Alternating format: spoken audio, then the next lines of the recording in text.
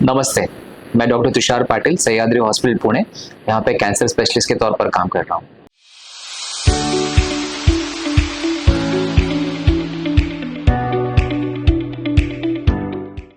दोस्तों, अक्टूबर मंथ ये एक ब्रेस्ट कैंसर अवेयरनेस के तौर पर मनाया जाता है। हमें मालूम है ब्रेस्ट कैंसर का इंसिडेंस प्रमाण बहुत बढ़ रहा है। पुणे जैसे शहरों में हर 22 स्त्रियों के पीछे एक स्त्री को ब्रेस्ट कैंसर होने का अनुमान है और ये रिस्क और बढ़ने वाली है।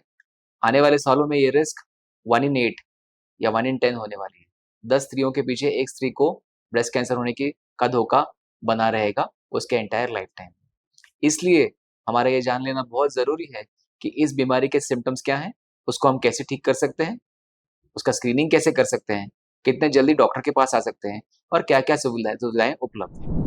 दोस्तों, मैं ये बताना चाहूँगा कि कॉमनेस्ट सिम्पटम जो होता है, वो गाँठ या लम्प होता है, जिसको कई बार फीमेल्स नेग्लेक्ट करती हैं, बहुत सालों तक, बहुत महीनों तक। ऐसा नहीं करना चाहिए।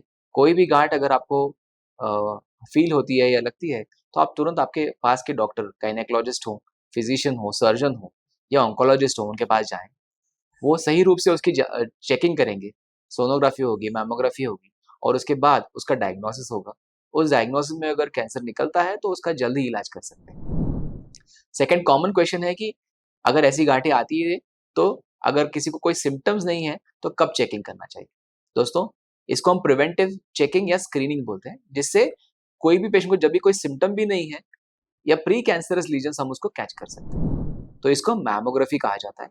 मैमोग्राफी एक एक्स-रे है, जो ब्रेस्ट का एक्स-रे किया जाता है 2 अलग-अलग एंगल्स में और उससे गठानों के बारे में और प्री कैंसरस कुछ कैल्सिफिकेशंस है, उसके बारे में भी जानकारी उसमें मिलती है। कई बार गाँठ नहीं होती है, लेकिन सिर्फ कैल्सिफिकेशन या कैल्शियम के डिपॉज़िट्स दिख सकते हैं और हमको अगर उसमें कुछ भी सस्पिशन आए, तो उसकी हम बायोप्सी या डायग्नोसिस करके उसकी ट्रीटमेंट कर सकते हैं। तो क्या है वो उम्र जब मैमोग्राफी शुरू करनी चाहिए?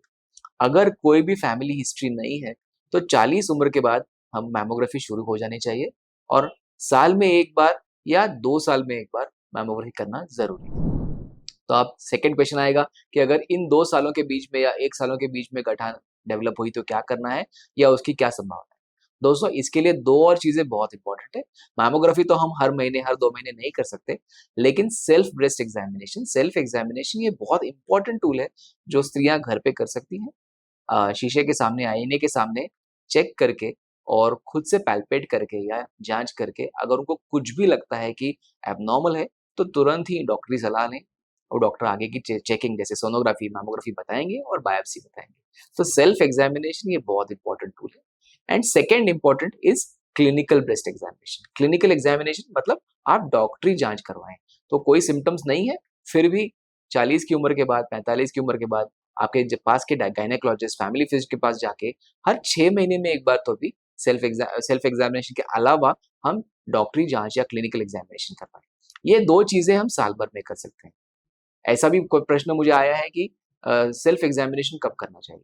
तो सेल्फ एग्ज़ामिनेशन का कोई पर्टिकुलर टाइम नहीं है, बट यूजुअली जो मेंस्ट्रुएटिंग फीमेल्स हैं, उनमें मेंसेस के 4-5 दिन खत्म होने के बाद जब टेंडरनेस या पेन नहीं होता है, तब एग्ज़ामिनेशन करना ज़्यादा अ सफलता देगा और अगर कुछ भी गाँठ है, तो ज़्यादा ईज़िली हम उसको चेकिंग कर पाएँगे और पता कर सकते हैं। तो this is the right time to do self examination. It can be done as frequently as possible. Once in a month is what is recommended. So 3 points to remember. एक है सेल्फ एग्जामिनेशन जो आप हर महीने में कर सकते हैं। एक क्लिनिकल एग्जामिनेशन जो 6 महीने में एक बार पास के डॉक्टर, गायनेकोलॉजिस्ट या फिजिशियन के थ्रू हो सकती है और 40 उम्र के बाद मैमोग्राफी जो साल में 1 बार या 2 साल में 1 बार आपको करनी है। जिन महिलाओं में strong family history of breast cancer या ओवेरियन कैंसर है, उन्होंने 2 चीज़ें करनी चाहिए। एक है कि जेनेटिक कंसल्टेशन करना चाहिए, जो फैसिलिटी सह्याद्री हॉस्पिटल में अवेलेबल है और सेकंड है कि अगर उनके फैमिली में यंगेस्ट केस का जो उम्र रहा है, जैसे 45 या 50 या 40 जो उम्र रहा है, उससे 5 साल पहले उनकी मैमोग्राफी शुरू हो जानी चाहिए। ये सब डॉक्टरी सलाह से ही करें। मेरा ऐसा मानना है कि पहले जेनेटिक कंसल्टेशन लेके, उसके बाद उनकी प्रॉपर इंस्ट्रक्शंस फॉलो करके आपको आपका एग्जामिनेशन करना है। तो ये सब चीज़ें हमारे incidence, type of examination and screening methodology पे। The most important other part is treatment. Of course आप जितना जल्दी हमारे पास आएंगे कैंसर के सिम्टम्स लेके, जितना जल्दी आपका ट्रीटमेंट होगा और जितना अर्ली स्टेज में हम कैंसर कैच कर पाएंगे उतना ही अच्छे रिजल्ट्स मिलेंगे. Stage 1 cancer cure rate is 95%. Stage 2 cancer we still stand a very good chance of 80 to 85% cure rates. Stage 3 breast cancer हमारे चांसेस कम होके 60% पे जाते हैं. और स्टेज 4 हमें मालूम है वो आखिरी स्टेज है, उसमें कैंसर पूरा ठीक नहीं हो सकता है. But with today's modern treatment जिसमें chemotherapy, targeted therapy, immunotherapy, hormonal therapy, radiation included है, हम एक improvement of quality of life भी ला सकते हैं along with improving the longevity. So stage 4 के कैंसर्स भी आजकल ब्रेस्ट कैंसर्स औसतन एवरेज 4 से 5 साल जीते हैं if they receive the proper treatment and if they respond properly. So मेरा ऐसा मानना है स्टेज कोई भी हो, जितना जल्दी आप डॉक्टरी सलाह लेंगे उतने जल्दी आप ठीक होने के चांसेस रहेंगे. आप डू नॉट फील शाय, घबराइए नहीं. आपका इलाज जितना जल्दी हो सकेगा उतना ही अपने को रिजल्ट्स अच्छे मिलेंगे. एक और सवाल मुझे कई बार पूछा है पेशेंट्स ने कि what are the risk factors for development of breast cancer, कि ब्रेस्ट कैंसर के लिए रिस्क फैक्टर्स कौन से हैं. तो इसमें कुछ रिस्क फैक्टर्स हैं जो नॉन मॉडिफाइबल है, जिसका हमारे पर कोई कंट्रोल नहीं है, हम उसको कंट्रोल नहीं कर सकते. जैसे जेनेटिक्स है तो स्ट्रॉन्ग फैमिली हिस्ट्री, इसको आप कुछ नहीं कर सकते. एज रिलेटेड फैक्टर्स है, जैसे उम्र बढ़ती है वैसे सेल्स खराब होना शुरू हो जाते हैं और खराब सेल्स और मल्टीप्लाई होते हैं और उसमें उसका कैंसर में तब्दीली होती है. सो ये 2 फैक्टर्स है जो हम मॉडिफाई नहीं कर सकते. बॉडी जो मॉडिफाइबल फैक्टर्स हैं वो क्या है. सो वेट बहुत इंपॉर्टेंट है. जितना वजन बढ़ेगा उतना एस्ट्रोजन बढ़ेगा, जितना एस्ट्रोजन बढ़ेगा उतना chances of breast cancer increase होगा. लाइफस्टाइल से रिलेटेड कुछ चीजें हैं, हार्मोनल कुछ चीजें हैं. कुछ लोग जो कॉन्ट्रासेप्टिव पिल्स लेते हैं या कुछ ओव्यूलेशन इंडक्शन के ट्रीटमेंट्स लेते हैं, तो डॉक्टरी सलाह के थ्रू ये सब लीजिए और उनसे कंफर्म करिए कि उसमें ईस्ट्रोजन और प्रोजेस्टेरोन की मात्राएं कितनी है, ताकि अपने हार्मोनल साइकिल्स पे और हमारा हार्मोनल एक्सिस पे उसका कुछ गलत परिणाम ना हो. तो ये आपके गायनेकोलॉजिस्ट और आपके डॉक्टर आपको अच्छी तरह से बता पाएंगे. फैटी फूड खाना, alcohol, smoking, all this contribute to some extent to development of various cancers including breast cancers. So और ये सब चीजें मॉडिफाइबल हैं. जो हमारा पहले का जो क्या बोलते हैं कि लाइफस्टाइल था, जिसमें हम जल्दी उठते थे, जल्दी सोते थे, एक healthy lifestyle including diet, exercise सब फॉलो करते थे, वो जरूर फॉलो करना चाहिए. वो सिर्फ ब्रेस्ट कैंसर के लिए नहीं, बाकी सब कैंसर्स के लिए इक्वली इंपॉर्टेंट है, ताकि हम इन सब चीजों से निजात पा सकें. तो ये सब रिस्क फैक्टर्स हैं जिसकी वजह से ब्रेस्ट कैंसर बढ़ने की पॉसिबिलिटी है.